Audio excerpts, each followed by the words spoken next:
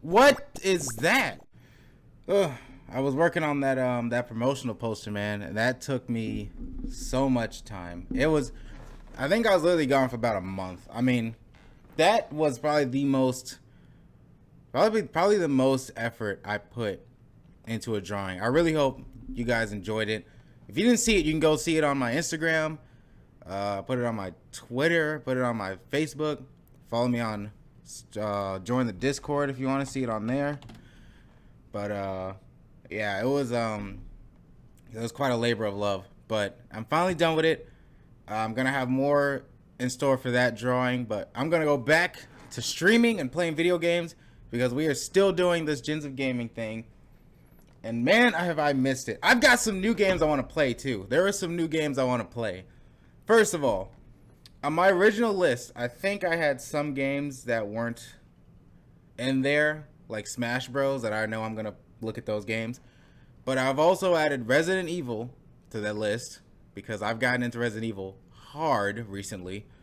And a series called Ganbare Goemon. Now, I know some of you may not have heard of that, but you're going to wish you had. Anyway, next up, I made this a little bit more, like, readable. But next up, we have Qbert. So I remember in the last video, I said I was going to have, I think I said we were going to play Mario Bros. But given some consideration, I think Qbert deserves to be on the list. Because, let's be honest, Qbert's pretty well known. It's pretty influential. It at least deserves a look at. So we're going to take a look at Qbert because, I mean, I'll be honest, Qbert deserves it. I mean, I do owe him money after all. So, Qbert is an arcade game developed and published for the North American market by Gottlieb? Gottlieb. Wow, what? I've never heard of that company before. What the hell?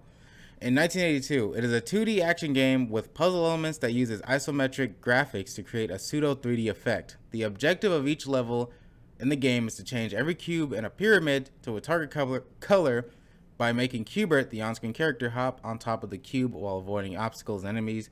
Players use a joystick to control the character. I don't have a joystick, so it's going to be a little more confusing. Qbert was well received in arcades and among critics. The game was Gottlieb's most successful video game and is among most recognized brands from the golden age of arcade games.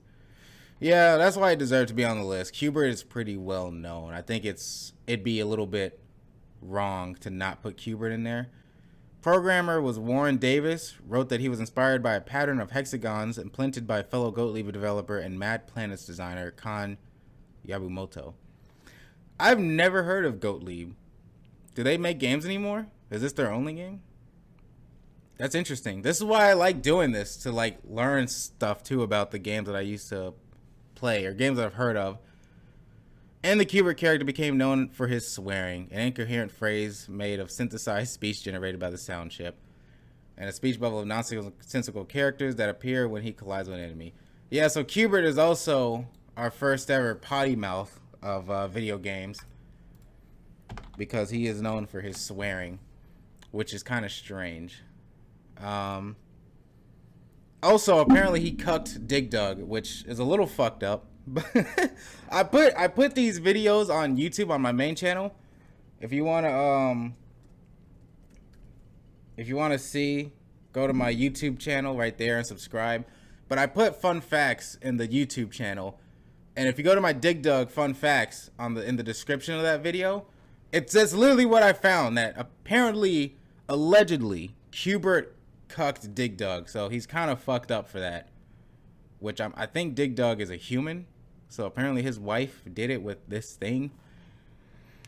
I don't know. I don't make the rules. I just play them so he can sleep. All right, let's start the game now. I like reading a little like information about the game. Get us some background on it before we start playing. Qbert cucked Dig Dug. It's not a phrase I thought I'd hear today. Hey, man. Hello, listen, that's what I read. That's what I read. Look at the descriptions of the videos from now on, because I put fun facts in there. I put a fun fact for Donkey Kong Jr. as well. Holy shit, it actually did. Are you serious? Are we actually, did it actually work when I wanted it to? What the fuck? Is it working? It's working! Holy shit, right when I wanted to. Hell yeah. Okay, so this is Qbert. So he's an orange thing with a disgusting looking nose thing. And this looks complicated. I played a little bit of it to test out how it'll work. Yeah, it's a little weird. Jump on squares to chain them to the target color. Stay on playfield. Jumping off results in a fatal plummet unless a disc is there, and avoid all objects and creatures that are not green. And use spinning discs to lure snakes to his death. Extra life at 8,000 points, and each additional is 14,000, and he swears a lot. So here we go. Here's Qbert.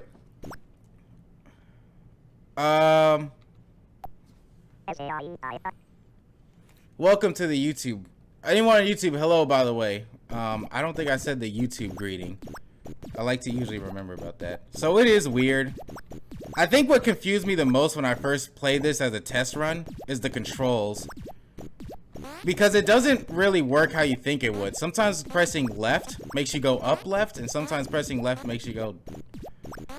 See, like you think you'd push right to go back up right, but it makes you just jump down.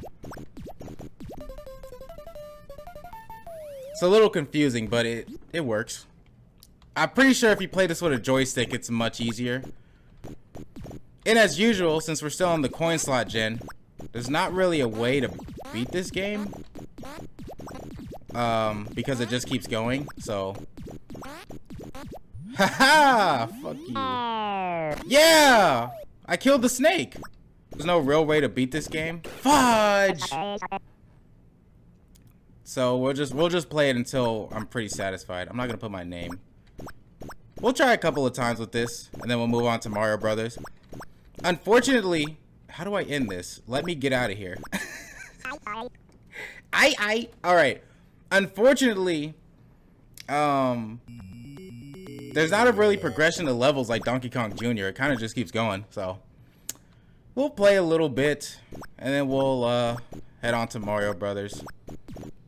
Qbert's pretty well known. I think it even was featured in the what was that movie with Adam Sandler, where he was some sort of video game king or something? This game was featured in that movie too. Or Qbert was featured in that movie. Ah! It was in Wreck-It Ralph? Was he in Wreck-It Ralph too? Honestly, that makes sense.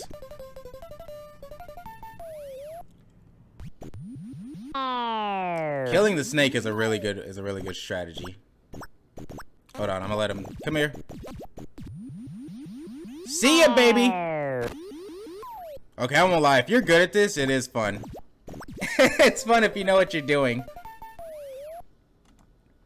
Okay, come here, snake. Come here, buddy. Come get me. Get me. Get you. Woo! I'm not gonna lie. Fooling the snake is pretty fun, considering it's so simple. Oh, that's an extra life, right? What? I thought he said it. What is that? What are they saying? What is that? What is this thing? What are they saying to me? What are they saying? How come I didn't get... Oh, it said at 8,000 you get an extra life. I forgot.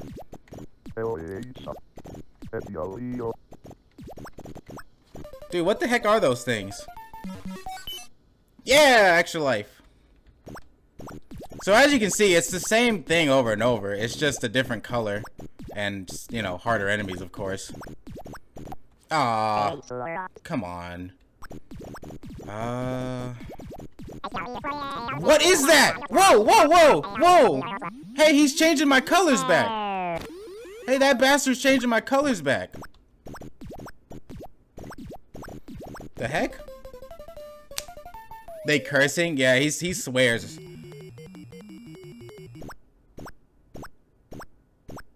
Oh no. Now you have to change them twice. Oh, they're wrong for that. Come on, game.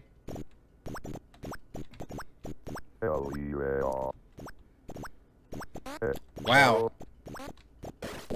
Are you telling me that all was level 1? Holy shoot. Holy shoot. I don't know why I said holy shoot like I'm in middle school. I'm getting my butt beat now. Dude, screw this thing. Why is he able to turn my stuff back off? I fucking died. I just killed myself. Alright, I'm Supreme Noser for that. I'll take it. You know what? There's a bit of a learning curve to it, but if you get it down, it actually is pretty rewarding to be pretty good at this game. It's a bit of a learning curve, but if you can figure it out, it's pretty rewarding, honestly. Thank you so much for watching. This is for the YouTube viewers, not for the Twitch viewers. But for YouTube watchers, thank you so much for the watching. Am I gonna have to turn that down? That's loud. Qbert is being really loud right now. So Qbert. Honestly, it's pretty fun. It's pretty chill. But I'll be honest though.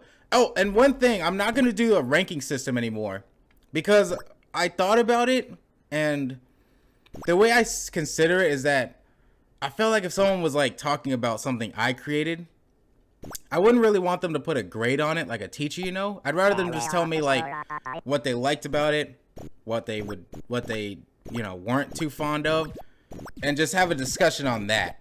So the ranking system is gone. I know that a lot of YouTubers that do reviews usually have a ranking system like 10 out of 10, 9 out of 10, all that stuff. But personally, I feel like putting a grade on it makes it seem like I'm a teacher, and I'm not. I don't make these games. I don't know how they make them. So I have no position to give a grade out.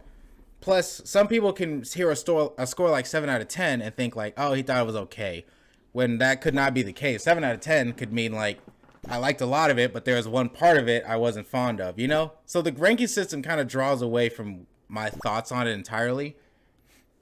So, that being said, Qbert. Looking right at it, it's very simple. And I think coming off a game like Donkey Kong Jr. and Dig Dug, it's very simple, but yet the fact that it's 3D looking, like the cubes are looking 3D, it looks like you're going up and down, like almost like there's more axes being used, is like it's really impressive. The sound effects are very strange, but I guess that's the point. And it has a strange addiction to it. I don't really have much problem with it as an arcade game, because as an arcade game, it does what it's supposed to do, right? It makes you want to keep putting coins in and keep trying. And that's all they want out of an arcade game. Qbert himself, he's a pretty weird character, but I mean, he's fine. He definitely stands apart from the other characters, which I'm sure is what they were going for. Because you got your Mario, your Dig Dug, and Donkey Kong. And then you got this little orange nutsack looking thing with like a freaking circular snout that comes out. He looks weird as fuck. He looks weird. But it's weird enough to make you go over to the arcade and be like, what is this thing? What am I looking at? You know? I know I did a pretty quick playthrough of this game, but that's the coin slot gen, man. When we finally get into the 8-bit games, we're finally gonna have games with like beginning, middles, and ends. So, but as of now, I made a really big check mark. That is Qbert. Qbert is down. Next up is Mario Brothers. So it's not Donkey Kong in it anymore. It's just Mario. They're finally using Mario to carry his own game. So let's fucking go. That hurt.